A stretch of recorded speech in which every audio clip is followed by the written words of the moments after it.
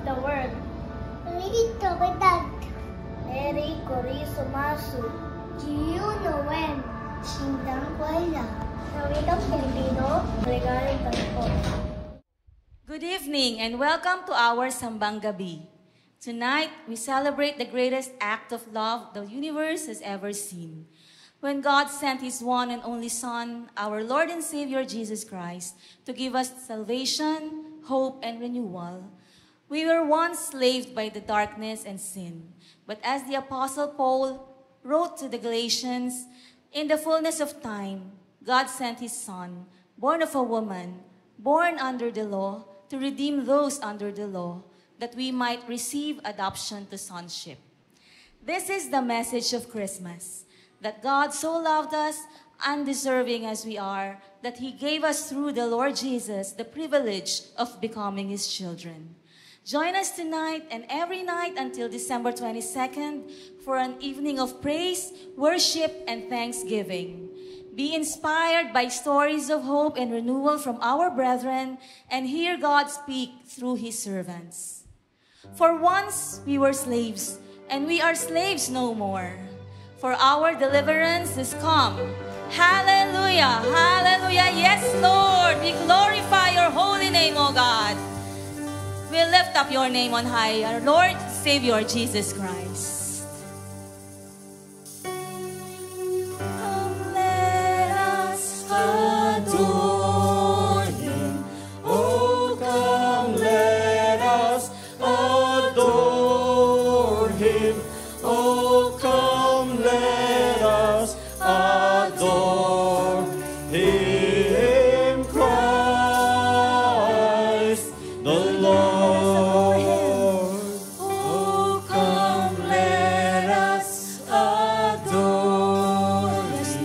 Oh, come, let us adore Him. Oh, come, let us adore Him, Christ the Lord. Hallelujah. Yes, Lord. Praise You, O God.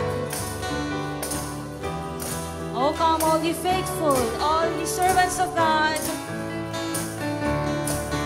Oh, come, holy faithful, joyful and triumphant. Oh, come ye to Bethlehem.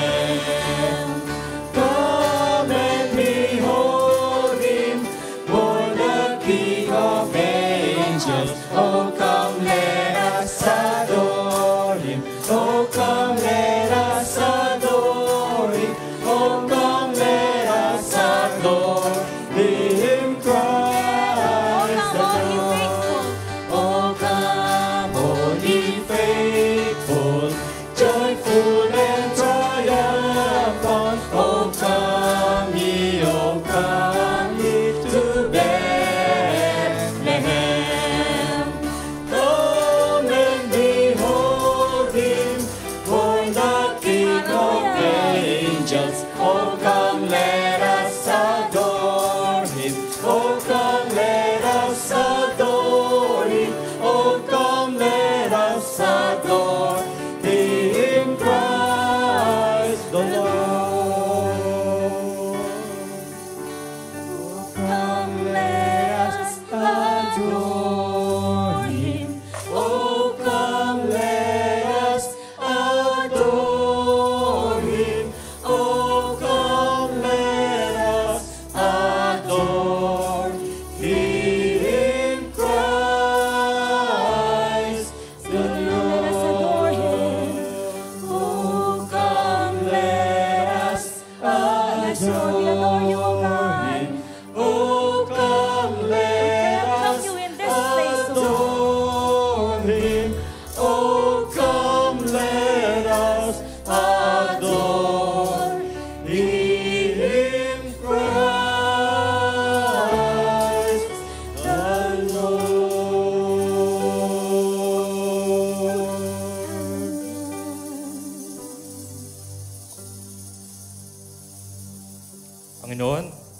pinupuri po namin kayo ngayong gabi.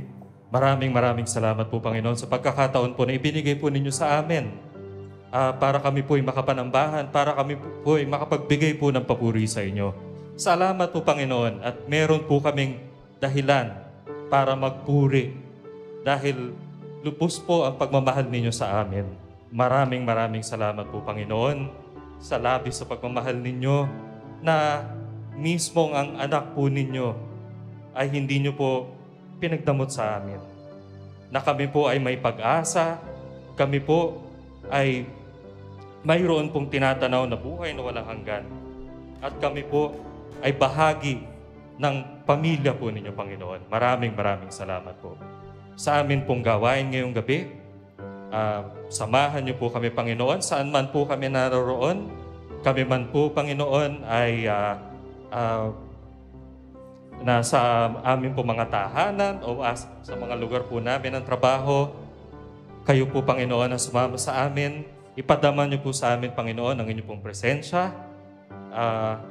Samahan niyo po kami, Panginoon, sa amin pong pag-aawit ng mga awiting papuri po sa inyo. Kayo po, Panginoon, ang patuloy po na pumagitna po, no, sa amin. I-bless niyo po, Panginoon, ang bawat bahagi po ng aming pananambahan ngayong gabi. Mula po sa awitan at tugtugan, maging sa maririnig po naming patotoo na nawa po'y maging kalakasan po namin. At higit po sa lahat, ang salita po ninyo na ibabahagi po ng inyong lingkod. Nawa, Panginoon, hindi lamang po namin ito marinig, kundi sa buhay din po namin, Panginoon. At manamnam po namin itong katotohanan po na ito na lubos po ang pagmamahal ninyo sa amin, Panginoon. Kaya sa lahat po ng aming gawain sa gabing ito, kayo lang po, Panginoon, ang aming itinataas. Kayo lang po, Panginoon, ang nararapat po sa lahat ng papuri, lahat po ng pasasalamat. Ito po ang aming samot panalangin sa matamis sa pangalan ng aming Panginoong Jesus. Lahat po magsabi ng Amen. Amen. Hallelujah. Tunay nga po na napakabuti at dakila ng ating Panginoon. Sa gabing ito, sama-sama po natin pupurihin, itataas, idadakilain natin ang pangalan ng ating Diyos because our God is so good. He is worthy to be praised. Let's lift our hands, our voices to our God. He deserves all our praises and worship. Glory to our King. Hallelujah.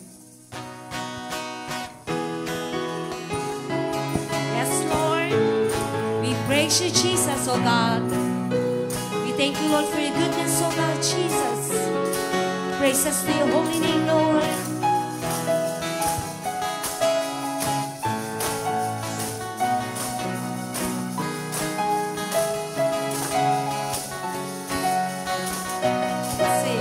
Let there be praise, let there be joy in our hearts. Sing to the Lord, give him the glory, give him the glory. Let there be praise, let there be joy in our hearts. Forevermore, let his love fill the air, and let there be Sing it again. Let there be praise. Let there be praise, let there be joy in our hearts. Sing to the Lord, give him the glory, give him the glory. Let there be praise, let there be joy in our hearts. Forevermore, let his love fill the air, and let there be praise. Inhabits the praise of his people, and dwells deep within. The peace that he gives none can equal. His love is knows no end. So lift your voices with gladness, sing. Proclaim through all the earth that Jesus Christ is King. Let there be praise. Let there be praise, let there be joy in our hearts. Sing to the Lord, give him the glory.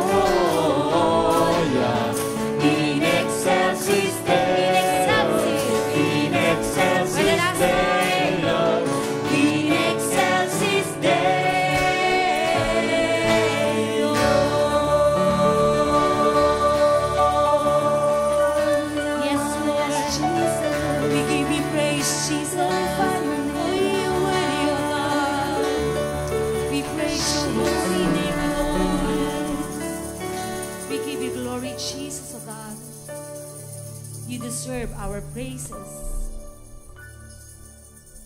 All the glory and praises to your holy name. Amen.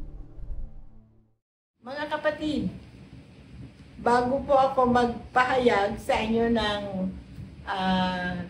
testimony ko kung paano ko nakilala ang Panginoon, hayaan nyo munang bumati ako sa inyo ng isang maligayang Pasko dahil Kapaskuhan naman ngayon eh. Bumabati ako ng isang maligayang Pasko at manigong bagong taon sa ating lahat.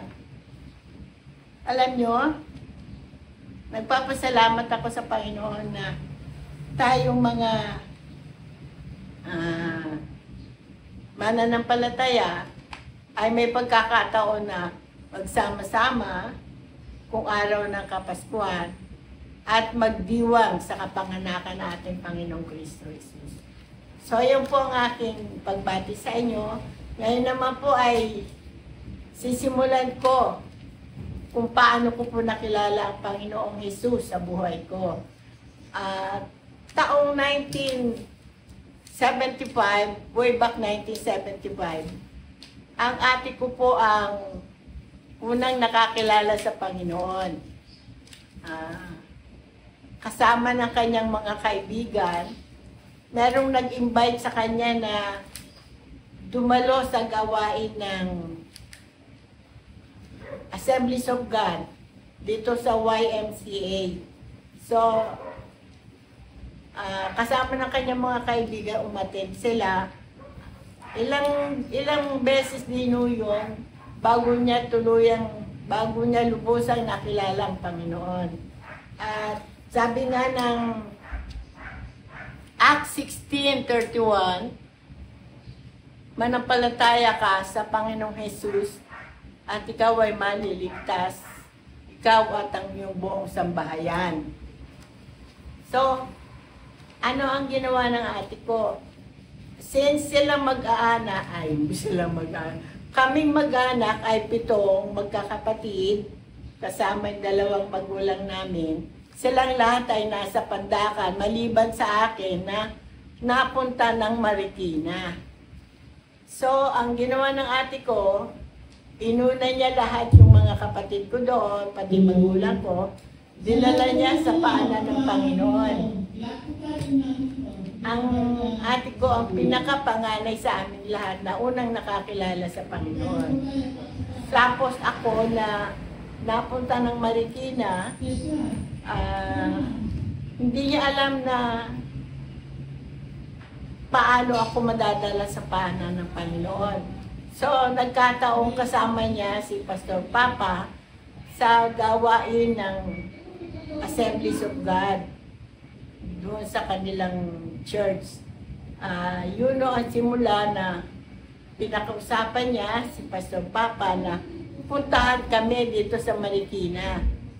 Dahil si Pastor Papa nga po ay naging kabiyak niya ang isa sa mga miyembro ng kanilang iglesia.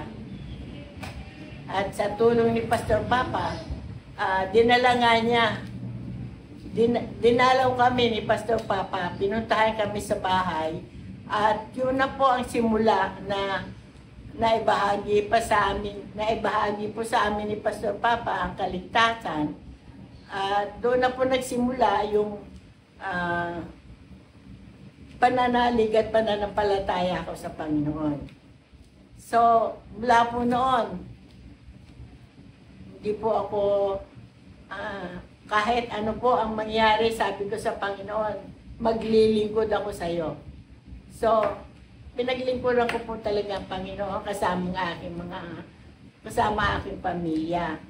At sa kagustuhan ko nga po na makapaglingkod ng tapat sa Panginoon,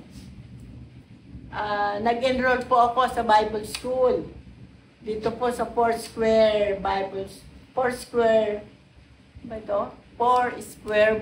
College. Yan, diyan po ako nag-aral ng 2 years course. 1999 to 2000. Yun yung taon na pinag-aral ko po sa Bible School. Hanggang sa gumraduate po ako. At sarap mag-aral. Kung nagkaroon lang po ako ng talaga ng pagkakataon, hindi ko po sasayangin ang pagkakataon na yun. Kaya lang po, naging lola. Alam niyo naman po, pagka naging lola ka na, lahat na ng panahon mo, mahahati sa church at sa pamilya. Yun po. Hanggang sa minsan, nakagraduate na po ako. After ilang buwan siguro, kinausap ako ni Pastor Papa.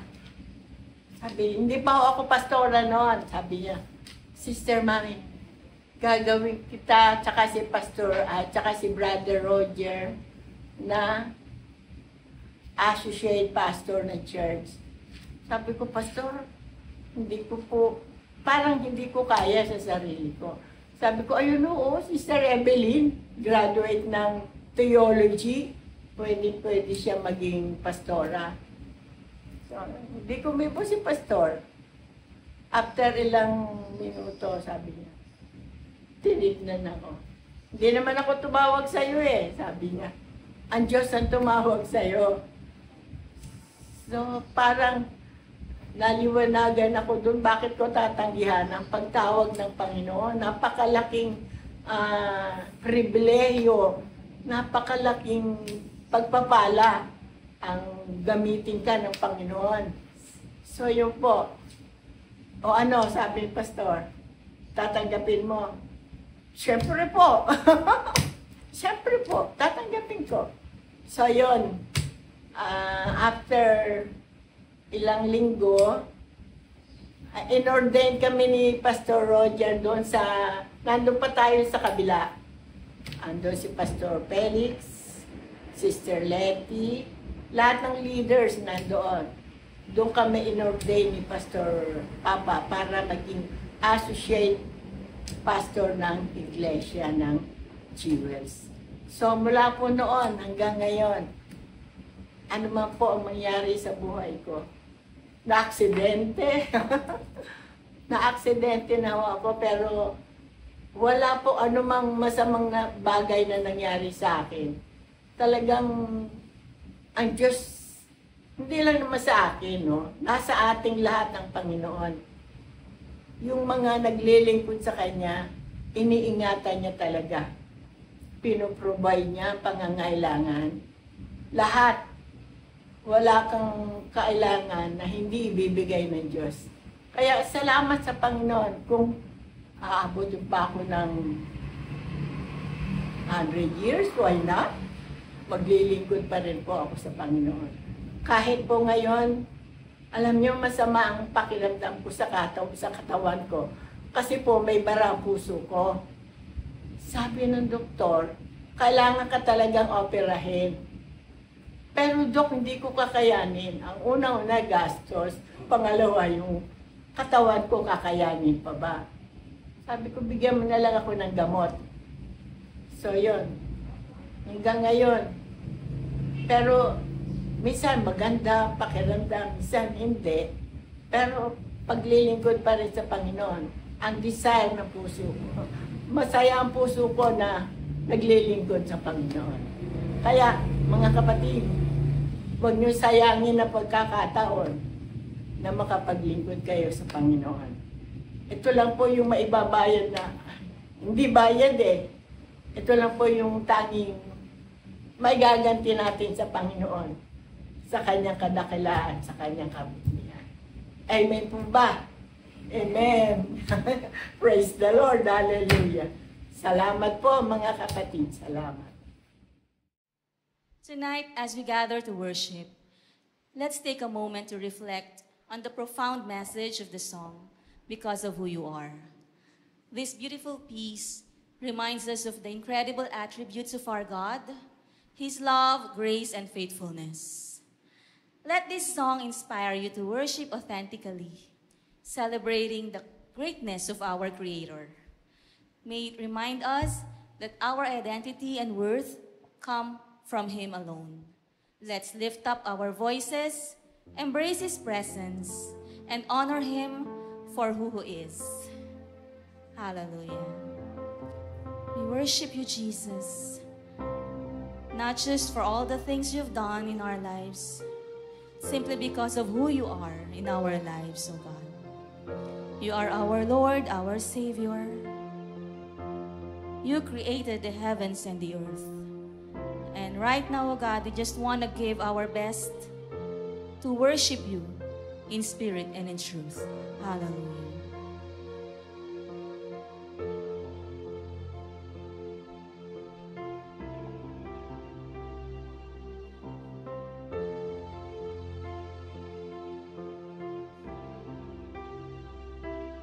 You spoke the words and all the worlds came into order. You waved your hands and planets filled the empty sky. You placed the woman and the man inside the garden, and though they fell, they found compassion in your eyes. Oh Lord, I stand amazed at the wonder of your deeds, and yet a greater wonder brings me to my knees. Lord, I praise you because of who you are, not just for all the mighty things that you have done. Lord, I worship you because of who you are. You're all the reason that I need to voice my praise because of who you are. So, one holy night you brought your promise from a virgin, and promise through us He revealed to us your heart, enduring love displayed throughout His crucifixion. And in the dark you tore the grave and death apart. Oh Lord, I stand amazed, hallelujah, by the wonder of your deeds, and yet a greater wonder brings me to my knees. Lord, I praise you. Lord, I praise you because of who you are. Not just for all the mighty things that you have done. Lord, I worship you because of who you are. You're all the reason that I need to voice my praise. And Lord, I praise you. Lord, I praise you because of who you are. Not just for all the mighty things that you have done. Lord, I worship you because of who you are. You're all the reason that I need to voice my praise because of who you are.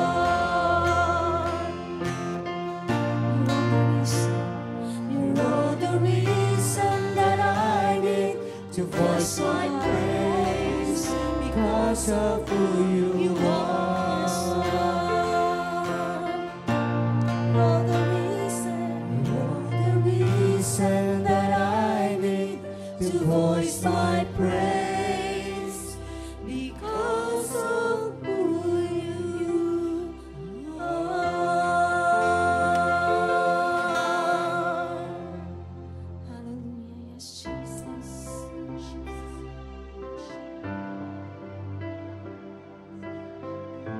Yes,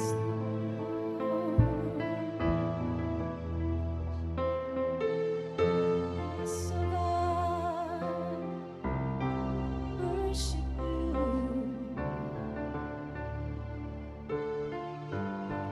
Sing, Jesus. Jesus, righteousness revealed. The Son of Man, the Son of God, His kingdom comes.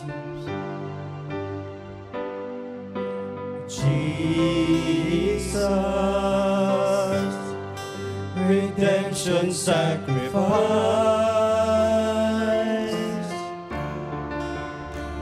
now glorified, now justified, His kingdom comes,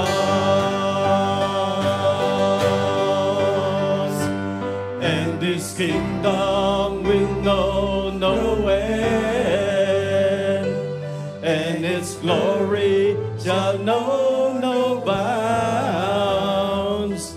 For the majesty and power of His kingdom King has come, and His kingdom's reign, and His kingdom's rule, and His kingdom's power and authority.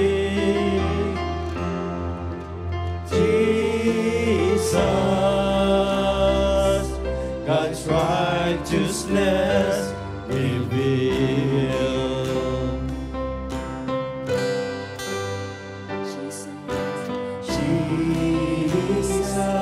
Jesus, the expression of God's love, the grace of God, the word of God revealed to us.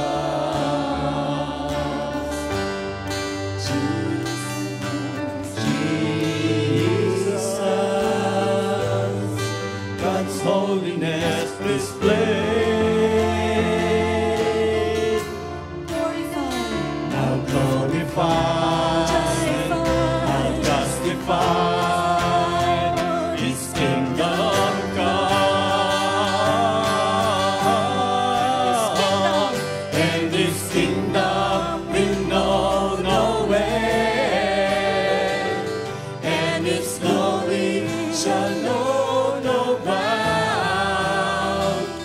For the majesty and power of this kingdom's King has come, and His kingdom's reign, and His kingdom's rule, and His kingdom's power and authority. Jesus, God's righteousness revealed. His kingdom. And His kingdom will know no end. And His glory shall know no bound. For the majesty and power of His kingdom's King has come, and His kingdom's reign, and His kingdom's rule, and His kingdom's power and authority. Jesus, God's righteousness For the last time in His kingdom. and His kingdom will know no end, and His glory shall know no bounds. For the majesty and power of His kingdom's King has come, and His kingdom's reign, and His kingdom's rule, and His kingdom's power and authority. Jesus, God's righteousness revealed. Jesus, God's righteousness revealed. Jesus,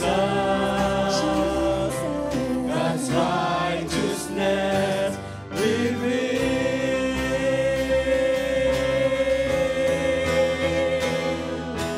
Crown Him King of Kings. Yes, Lord.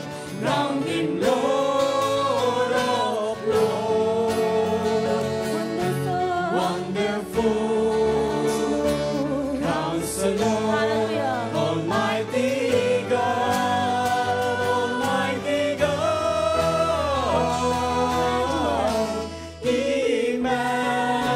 Emmanuel, God is with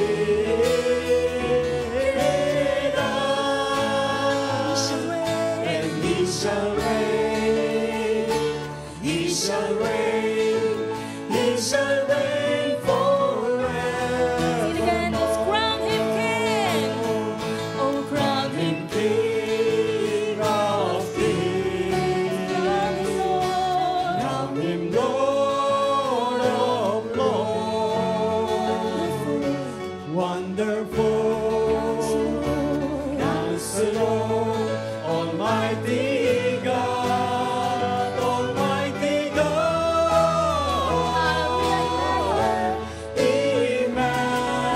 Emmanuel, God is with us, and He shall reign, He shall reign, He shall reign forevermore. Emmanuel. Emmanuel, God is with us, and He shall reign, He shall reign, He shall reign forever. He shall reign. He shall reign, He shall reign, He shall reign, He shall reign, He shall reign, He shall He reign, shall reign. He shall reign, He shall reign, He shall reign forevermore. Forever. Yes, Lord. Forevermore.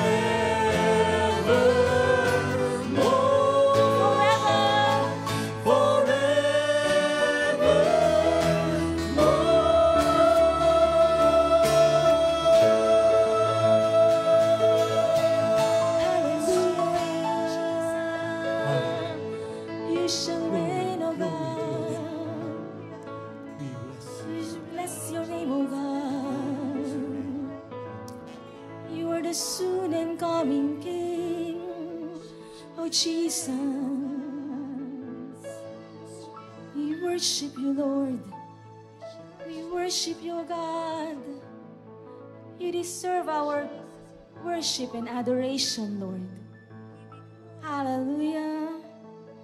You are worthy, O God, above all things, Lord. Hallelujah, Jesus. We give you glory, honor, and praise.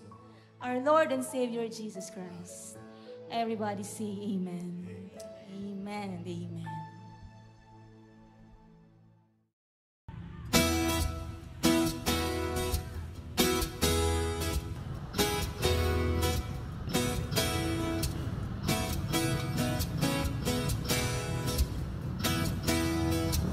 Umaawit, nagpupuri, nagdiriwang ang lahat.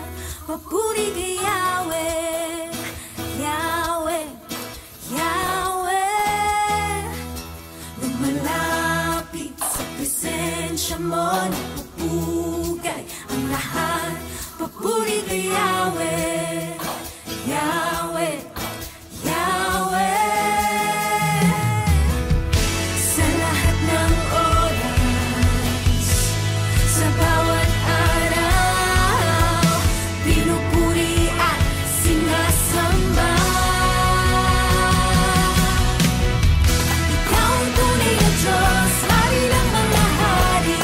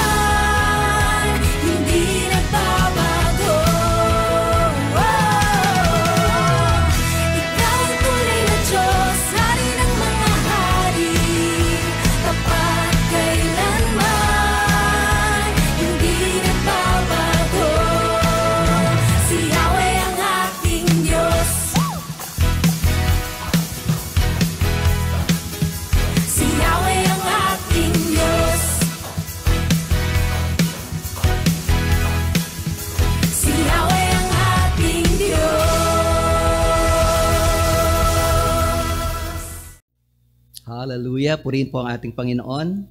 Salamat po sapagkat sa pagkakataong ito ay muli na naman po tayo magsasama-sama sa loob po ng siyam na sunod-sunod na gabi po ay magsasama-sama po tayo upang sambahin natin, dakilain, purihin at luwalhatiin ang ating nag-iisa at buhay at makapangyarihang Diyos sa pamamagitan po ng gawain na ito na online sambang gabi. And I believe God will bless you sa pamamagitan po ng gawain ito. Sa amang dako po kayo naroroon ngayon, ay alam ko po na ang presensya ng Diyos ay sumasa ating lahat sapagkat siya po ay nasa lahat ng dako, lalo na sa piling ng kanyang mga lingkod na nagtitipon sa kanyang pangalan. The Lord promised His presence with us every time that we are gathered together in His name. Kaya alam ko po nakasama natin ang presensya ng Panginoon. Kaya purihin ang Diyos. Salamat po sa pagkakataong ito na tayo po ay nasa ganitong gawain. Now, let me read to you our passage na pinagkukunan po natin ng atin pong theme for this year. At ito po ay nasa aklat po ng Galatia chapter 4 verses 4 and 5. Nais ko pong basahin sa Tagalog at ganoon din po sa NIV. Ang sabi po dito, ngunit nang dumating ang takdang panahon, sinugo ng Diyos ang kanyang anak, isinilang siya ng babae at namuhay sa ilalim ng kautusan upang palayain ang mga nasa ilalim ng kautusan. Sa gayon, tayo'y mabibilang na mga anak ng Diyos. Sabi po sa NIV, but when the time had fully come, God sent His Son, born of a woman, born under law, to redeem those under law, that we might receive the full rights of sons. At ang ating tema po para sa ngayong taon na ito na online sambang gabi ay in the fullness of time. At ang sabi nga po ng ating text, but when the fullness of time had fully come, God sent His Son, born of a woman, born under the law, to redeem those under the law, that we might receive the full rights of sons. This passage is such a great Christmas text because it points to the significance not only of what happened 2,000 years ago when Jesus was born, but also why it happened at that time. And this verse is telling us that this is the reason kung bakit tayo pong mga tunay na nakaunawa ng Ebanghelyo, tunay tayong nagagalak sa pag-alaala po natin sa panahon ng Kapaskuhan, because this day marks the birth of our Lord Jesus Christ, and we are very glad about Christmas because this is the birth of our Lord and Savior. Well, ang ating concern po is not the exact date of the birth of our Savior, kundi ang concern po talaga natin is merong ipinanganak na manunubos.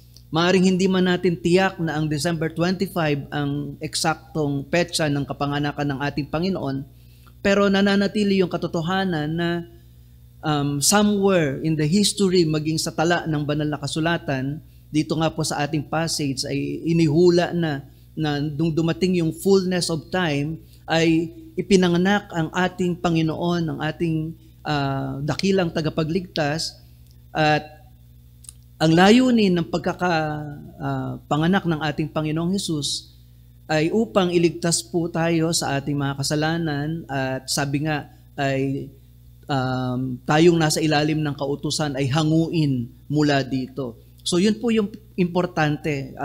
Hindi po tayo dito concern sa eksaktong date. Ang concern po natin ay meron pong nangyaring kapanganakan, at yung kapanganakan na yon ng ating Panginoon ay malaking pagpapala po ang dumating sa atin. Christmas is about God's greatest gift to us, His only begotten Son. Pinanganak po siya ng isang babae, isang birhen. He subjected Himself under the law upang tayo nga po ay hanguin sa ilalim ng kautusan at ibigay po sa atin yung full rights of being a son, bilang mga anak ng Diyos. It says there that when the fullness of time had fully come, sabi sa ibang salin, nung dumating ang takdang panahon, at ito pong fullness of time na binabanggit po dito, it happened after 4,000 years had passed. Mula nung ipinangako ng Panginoon, ng Diyos ang pagdating ng ating manunubos, mula po doon sa panahon ni Adan nung sila'y nagkasala, right after ay ipinangako po ng Diyos ang darating na manunubos. So, kung titingnan po natin sa yung timeline from Adam hanggang sa ating Panginoong Hesus, ang tinatakbo po niyan ay around 4,000 years. Kaya nga from Adam to Abraham is 2,000 ang lumipas na panahon. At mula naman po kay Abraham, patungo naman sa ating Panginoong Hesus is another 2,000. Kaya all in all, yan po ay 4,000 years. At ano ba ang pangakong ito ng Diyos 4,000 years ago? Ang pangako na ito ng Diyos ay magpapadala siya ng manunubos. At ito po ay ipapanganak ng isang babae. At yan po ay maliwanag, itong pangakong ito ay maliwanag po na ipinapahayag sa aklat po ng Genesis chapter 3 verse 15. At hayaan niyo pong basahin ko po. Sabi po dito, kayo ng babae laging mag-aaway, binhi mo't binhi niya'y laging maglalaban. Ito ang dudurog ng ulo mong iyan at ang sakong niya'y ikaw ang tutuklaw.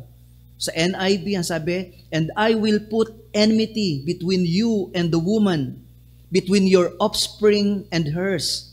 He will crush your head and you will strike his heel. So the moment na nagkasala sina Adan at Eva, makikita po natin dito sa Genesis chapter 3 verse 15 ay agad na ipinangako ng Diyos ang pagdating ng manunubos na ipapanganak ng isang babae. Kaya ang sabi po diyan ay kayo ng babae laging mag-aaway. Meaning, Mary bearing the righteous seed in her womb. At yun ay walang iba kundi ang ating Panginoong Hesus. Ang sabi, binhi mo, referring to Satan, at binhi niya, na yun naman po ay binhi na naroroon sa sinapupunan ni Maria. Sabi, ang binhi mo at ang binhi niya ay mag-aaway.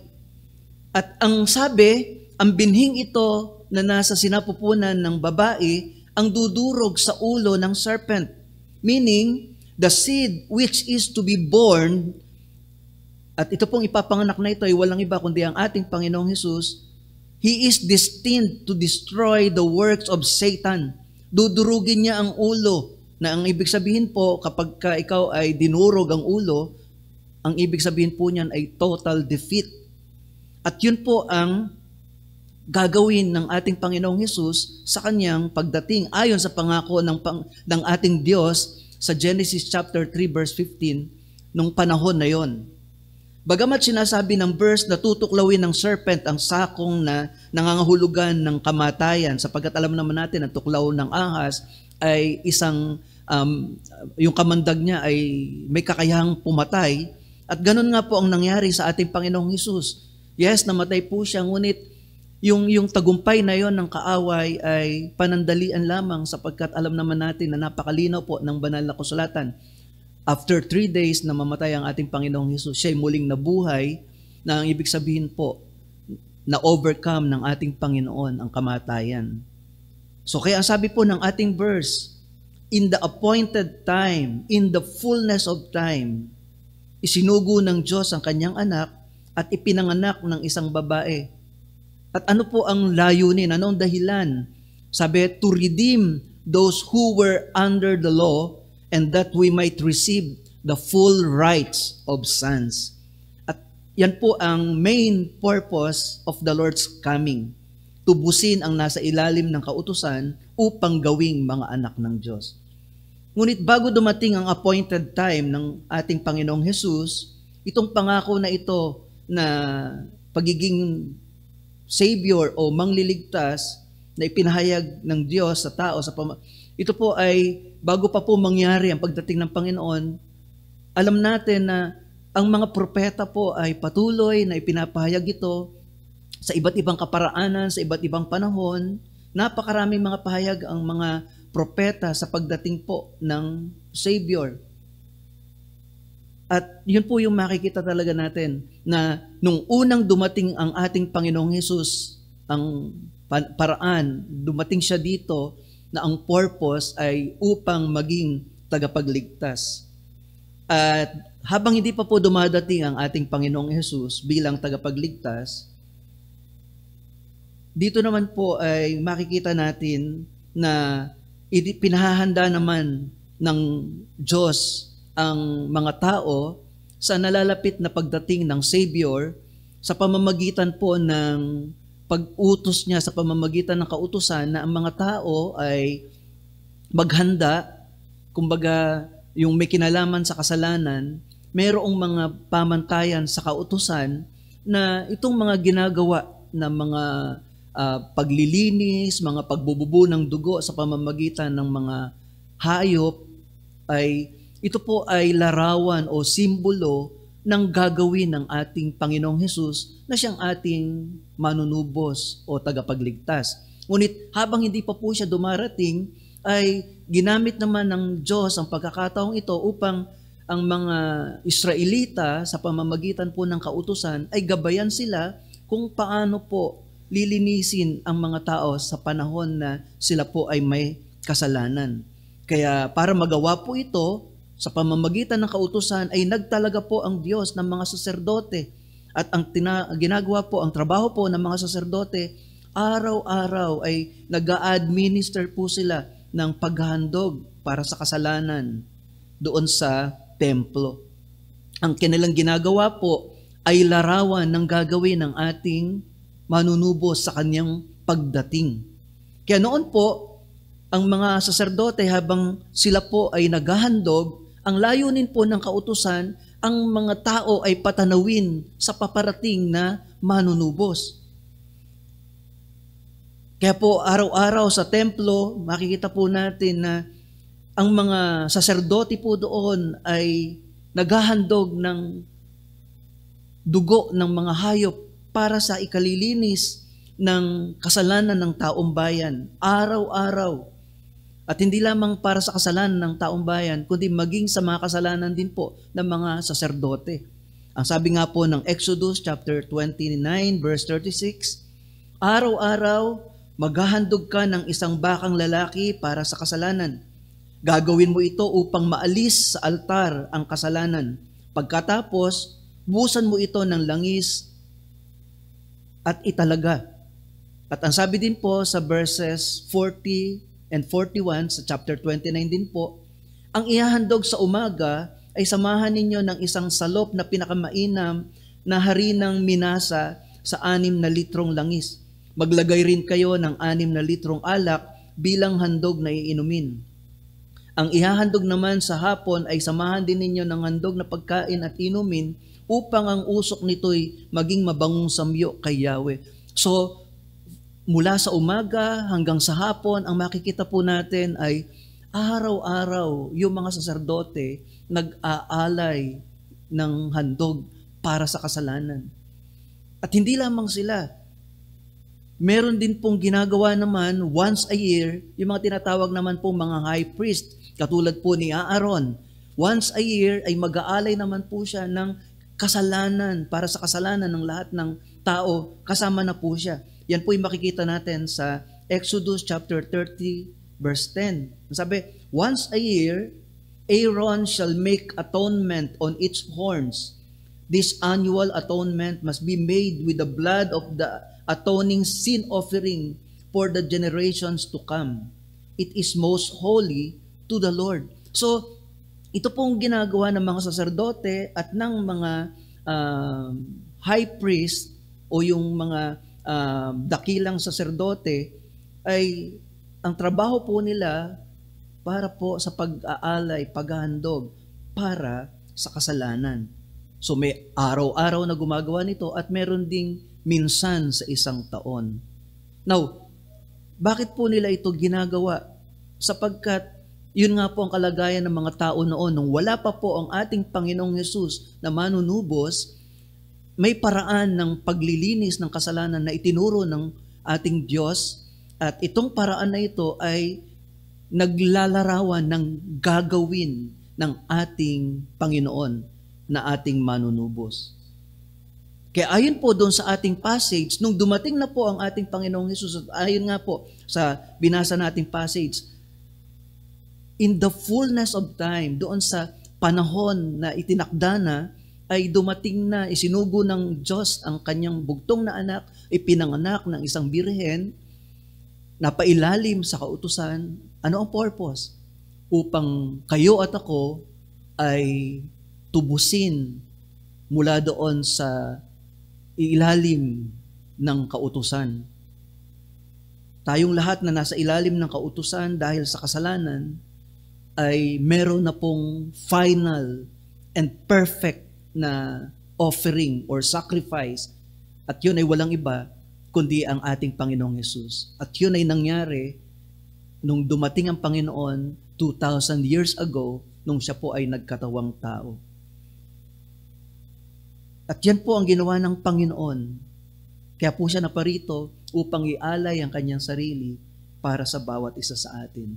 Now, gusto ko po na i-illustrate ito pong naging kalagayan ng tao mula po doon sa kalagayan ng pagiging matuwid sa harapan ng Diyos, perfect sa harapan ng Diyos, at nagkasala ang tao at muling nagnais ang tao na makabalik sa Diyos, at maging nung dumating na ang Panginoong Hesus. Gusto ko po na gumamit ng illustration gamit po ang lubid na ito. At kung titingnan niyo po ang lubid na ito pong lubid na ito ay nagsisimbolo ng ating kaugnayan sa ating Diyos. Ang lubid po na ito ay, kung makikita niyo po, from end to end, pagka tinignan ko po ito, tinawakan ko po, from end to end, wala pong barrier, walang gap. Ibig sabihin, ang Diyos na nasa langit at ang mga tao na nasa lupa ay malayang nagkakaroon ng kaugnayan dahil wala nga pong hadlang. Ngunit, alam po natin ang nangyari. Alam natin na nung si Adan at si Eva ay nagkasala, so ano po ang nangyari? Ito pong lubid na ito na noon ay, kumbaga, malaya ang ugnayan ng mga tao sa Diyos. Ano po ang nangyari? Nung dumating po ang kasalanan, ito pong lubid na ito ay naputol. So, nais ko po na tingnan natin ito. So, dahil dumating yung kasalanan, so yung kaugnayan ng tao at ng Diyos ay, kumbaga, naapektuhan. At sa aking pagputol ng lubid na ito po ay nagsisimbolo na yung ugnayan po ng tao at ng Diyos ay nasira. Kaya ito na po ang kalagayan.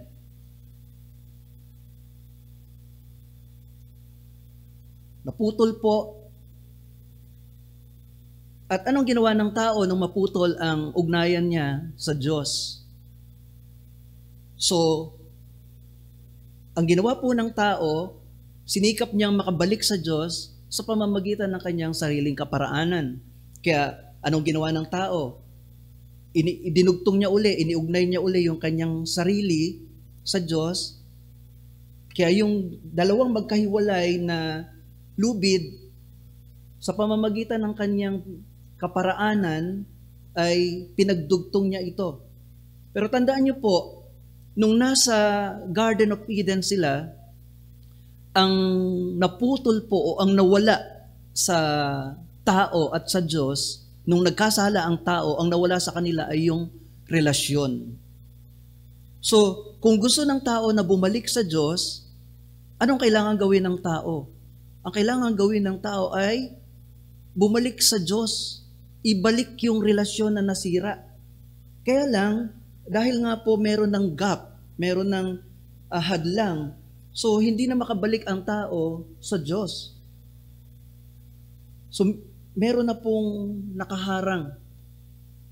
At yun ang dahilan kung bakit nung panahon na wala pa ang Panginoon bilang manunubos, talaga ang Diyos ng mga saserdote upang turuan ang mga tao na bumalik sa Diyos sa kaparaanan na ang Diyos din ang gumawa. Kaya anong ginawa ng Diyos? Mayroong mga saserdote na nag-aalay para sa kasalanan doon sa templo. Pero yung mga ginagawa ng saserdote na yon, hindi yun nakapag-aalis ng hadlang. Nandun pa rin yung buhol. Pero ganun pa man, sa pamamagitan ng mga handog ng mga dugo, somehow, yung kasalanan ay natatakpan sapagkat yung utos na yon ay galing sa Diyos. Ngunit ito po ang napakaganda. Katulad nga po ng sinabi ng ating pong passage. Sabi, nung dumating yung takdang panahon, isinugo ng Diyos ang kanyang bugtong na anak. Pinanganak ng isang birhen, pinanganak ng isang babae, napailalim sa kautusan upang tayo ay tubusin, hanguin mula sa ilalim ng kautusan at tayo ay ituring ng mga anak. So, maliwanag ang purpose ng pagdating ng ating Panginoong Hesus. Hahanguin tayo sa kautusan, sa ilalim ng kautusan dahil sa kasalanan. Kaya tingnan niyo po itong mabuti. So, yung ugnayan po na naputol na mayroon ng gap, pero ang pangako, pagdating ng manunubos, hahanguin tayo, tutubusin tayo. Lahat ng mga nasa ilalim ng kautusan, ang sabi ay tutubusin. So, imagine po, ito pong pulang hangki na ito po yung dugo ng ating Panginoong Hesus na ang sabi ng banal na kasulatan, sa pamamagitan ng kamatayan ng ating Panginoong Hesus, ay nilinis niya ang lahat ng ating kasalanan. Ang totoo, sabi ng banal na kasulatan, siya po ang kordero ng Diyos na nag-aalis ng kasalanan ng sanglibutan. So yun ang purpose ng pagdating ng Panginoong Hesus. At yung ginagawa ng mga saserdote, yun po ay simbolo ng gagawin ng ating Panginoon. Kaya nung dumating ang Panginoong Hesus, ano po ang ginawa niya? So ang sabi ng banal na kasulatan, tutubusin tayo. So imagine niyo po, ito po ang dugo ng ating Panginoong Hesus. At ito pong lubid na ito, na meron pong buhol, takpan po natin ang dugo ng ating Panginoong Hesus. At dahil ang sabi nga po ay inalis na ang ating mga kasalanan, so ano pong ginawa ng Panginoon?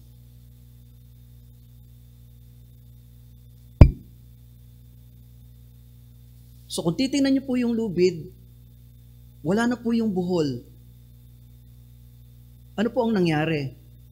Sapagkat ang sabi nga ng banal na kasulatan, upang tayo'y makabalik sa Diyos, ang kailangang gawin natin ay ibalik natin yung ating nawalang relasyon sa Diyos. At tanging ang Panginoon lamang ang may kakayahan na ibalik yung relasyon na yon sa pamamagitan ng ginawa ng Panginoong Hesus doon sa krus ng Kalbaryo.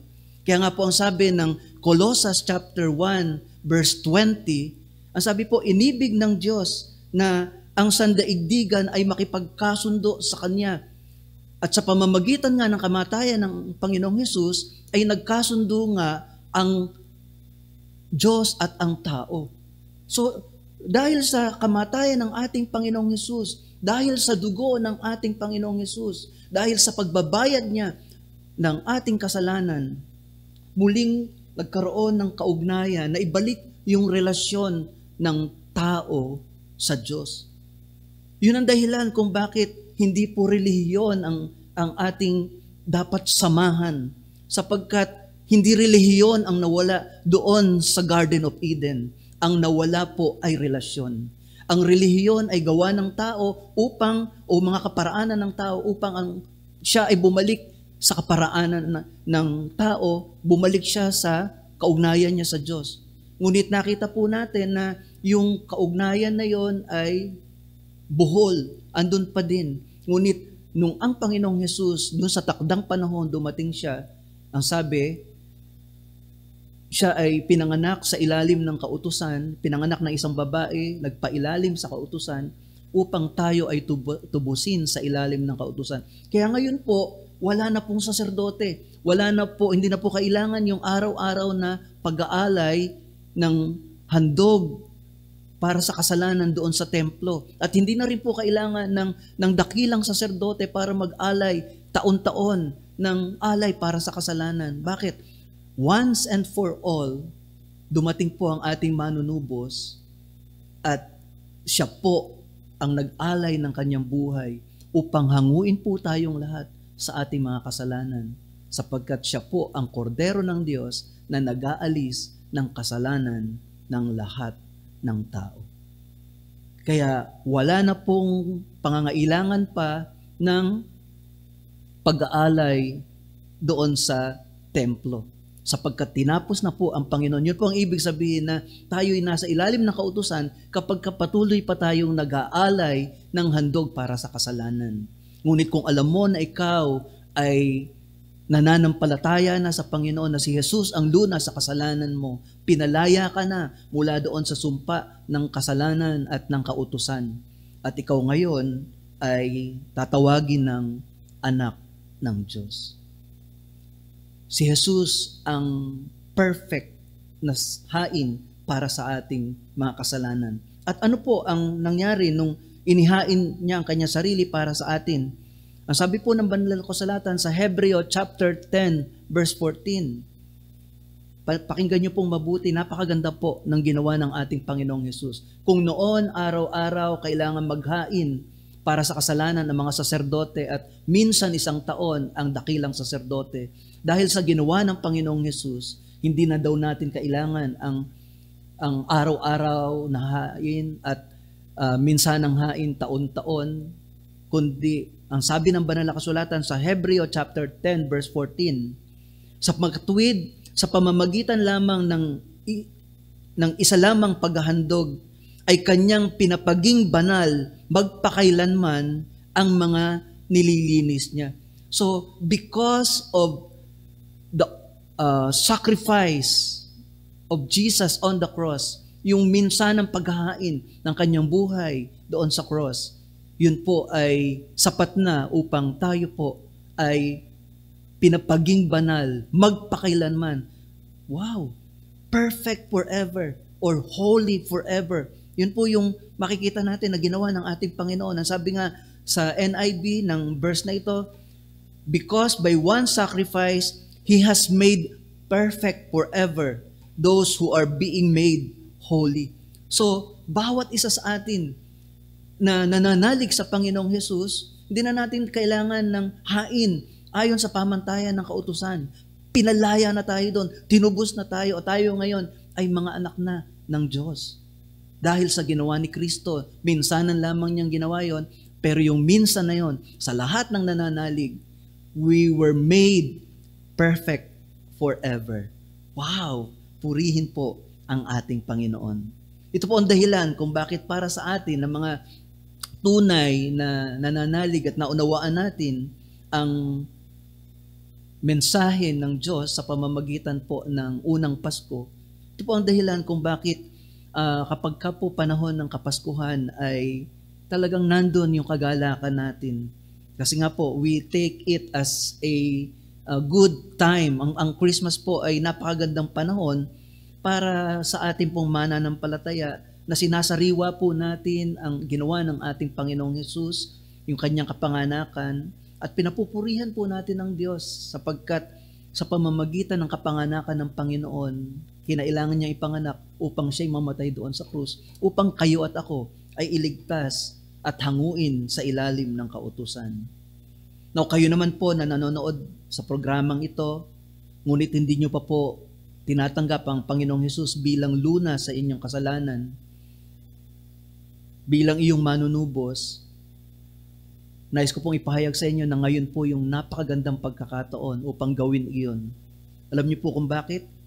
Sapagkat ang unang pagdating ng Panginoong Hesus ay bilang manunubos. Naparito siya upang tubusin tayo sa ating mga kasalanan. At napakahalaga po na sa panahong ito, kilalanin natin ang ating Panginoong Hesus bilang ating manunubos. Bakit po? Sapagkat ang sabi ng banal na kasulatan, ang ating Panginoong Hesus ay muling babalik, pero hindi na bilang tagapagligtas, kundi siya po ay babalik upang hatulan yaong mga hindi nanalig sa Kanya.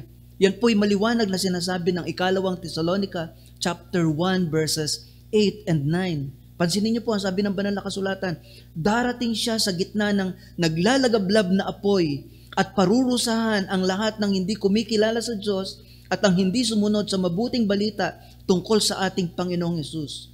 Ang magiging parusa nila ay walang hanggang kapahamakan at pagkawalay sa Panginoon at sa Kanyang kaluwalhatian. Ito po ang naghihintay sa mga tao na pinalagpas yung pagkakataon upang kilalanin ang ating Panginoong Hesus na dumating 2,000 years ago sa ating panahon at ipinangako from Genesis, from Adam to Jesus, ipinangako yung 4,000 years na in the appointed time, in the fullness of time, dadating ang manunubos. At yun po ay maliwanag na nangyari na sa ating panahon. Kaya inaalala na lamang natin ito. Kaya kayo po na nanalig sa Panginoon, salamat po. Purihin ang Panginoon sa inyong mga buhay at manatili po kayong tapat, anuman ang inyong mga pinagdadaanan, yung mga tiisin po, mga kapatid, hindi po sayang yan. Sapagkat may pangako din ang Panginoon sa mga nagtitiis na naghihintay sa pagdating ng Panginoon. Nasabi po ng banal na kasulatan dito din po sa ikalawang Thessalonica chapter 1 verse 7. Ito po ang sabi ng verse 7. Kayo namang mga nagtitiis ay aaliwin niyang kasama namin pagbabalik ng Panginoong Hesus mula sa langit, kasama ang makapangyarihan niyang mga anghel. So, nung unang panahon, nung dumating ang ating Panginoong Hesus, dumating siya bilang manunubos. At lahat ng mga tao ay nananawagan ang Diyos upang ang lahat ng tao ay tanggapin ang ating Panginoon bilang manunubos. Ngunit kapag lumagpas po yung pagkakataon na ito at dumating na po ang ating Panginoon, dadating siyang muli hindi na para magtubusin ang mga tao, kundi darating na siya bilang hukom at hahatulan niya yaong mga hindi nanalig sa Diyos, yaong mga binaliwala ang mabuting balita, ang ebanghelyo. Kaya kayo po na nakakarinig ng mensaheng ito po yung pagkakataon upang magdesisyon po kayo sapagkat ngayon ay nananawagan po ang ating Diyos upang tanggapin natin siya bilang luna sa ating kasalanan na siya ang ating Panginoon, tagapagligtas ng ating mga buhay. At sa pamamagitan ng ating pagtanggap sa Kanya, wala na po wala na tayo sa ilalim ng kautusan, tinubos na tayo, at tayo po ay tatawaging mga anak ng Diyos. Sabi nga po ng Juan chapter 1 verse 12, ang sino mang sa kanya ay nanalig at nagsitanggap ay pinagkalooban niya ng karapatan upang tawaging mga anak ng Diyos. Kaya napakahalaga po ng inyong pagdidesisyon na gagawin. You can surrender your life to the Lord at this point. Nasaan ka man, pwede mong gawin ito, umusal ka ng panalangin sa Panginoon, sincerely mula sa iyong puso. Ipahayag mo na kinikilala mo na si Jesus ang luna sa iyong kasalanan at isurrender mo na ang iyong buhay. Piliin mo na siya na ang magmaneho ng iyong buhay sapagkat kapag pinili mo ang Panginoon na magmaneho ng iyong buhay, dadalhin ka ng Panginoon sa buhay na ganap at kasiyasiya na Kanyang ipinangako sa lahat ng mga nananalig sa Kanya. Kaya salamat po sa araw na ito, sa pagpapala ng Panginoon na pinagkaloob niya sa atin sa pamamagitan ng Kanyang ginawa para doon sa mga nananalig sa Kanya, kaligtasan at buhay na walang hanggan. At ito po ay aming ibinabahagi sa inyo sa pamamagitan po ng gawaing ito. Kaya purihin po ang ating Panginoon at tayo naman po na naunawaan na natin, tayo po mga mananampalataya, ipagdiwang po natin ang araw na ito sapagkat tunay nga po na in the appointed time, sa takdang panahon, dumating ang ating manunubos. Dahil dyan, hindi na po natin kailangan mag-alay pa ng anumang hain para sa kasalanan. Sapagkat wala na tayo sa ilalim ng kautusan, tayo pong lahat ay mga anak na ng Diyos, pinalaya sa kasalanan, pinatawad sa kasalanan, binigyan ng buhay na walang hanggan. Pagpalain po kayo ng ating Panginoon. Tayo po sandaling manalangin. Our Heavenly Father, we give you glory, we give you praise. Salamat po muli sa pagkakataong ito na kami po ay nasa ganitong gawain na nagdaraos ng online sambang gabi. Alam ko po, O Diyos, na ito po ay gawain na pagpapala po sa bawat isa sa amin. sapagkat marami pong mga programa, Panginoon, o bahagi ng programang ito na tunay nga po, O Diyos, na mangungusap ka. Mula po doon sa mga awitan, sa mga patutuo, sa mga special numbers. Dalangin ko po, Panginoon, na gamitin mo po ang mga bagay na ito upang ang makita namin, Panginoon, ay ang iyong dakilang gawa sa buhay ng bawat isa sa amin. Na meron kang layunin, dakilang layunin, at yun ay walang iba kundi upang hanguin kami sa kasalanan at maging tunay na mga anak mo, O Diyos. Kaya maraming salamat, O Diyos, sa pagkakataong ito, Lord God, na ang gawain ito, Panginoon, ay amin pong muling maidadaos at alam namin na ito po'y dadaluyan ng iyong kapangyarihan upang maging pagpapala sa lahat ng mga magiging kabahagi nito. Mananampalataya man o hindi, inaangkin ko po, Panginoon, ang iyong pagbabasbas ng iyong pagpapala sa lahat po ng kabahagi ng gawain ito. Ito po, O Diyos, ay aming dalangin sa iyo na mayroong pagpupuri at pagpapasalamat in Jesus' mighty name. Amen.